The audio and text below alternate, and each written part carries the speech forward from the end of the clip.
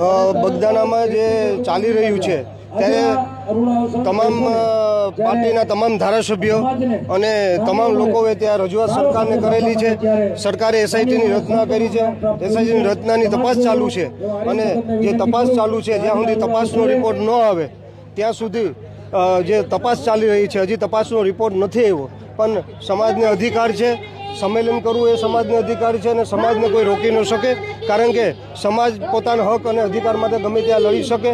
અને સંમેલન કરવું કે સમાજને ભેરું થવું એ સમાજને નક્કી કરે. જે સમાજ અને સમાજના આગેવાન નક્કી કરશે, હું એમની સાથે હંમેશા રહેવાનો છું.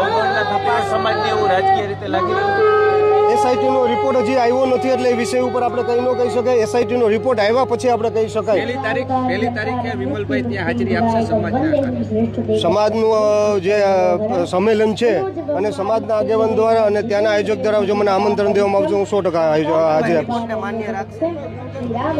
જે એસઆઈટીનો રિપોર્ટ જે છે એ એસઆઈટીનો રિપોર્ટ આવ્યા સિવાય કોઈ પણ અમે એની ઉપર કંઈ પણ વાત કરવી મને યોગ્ય નથી લાગતું.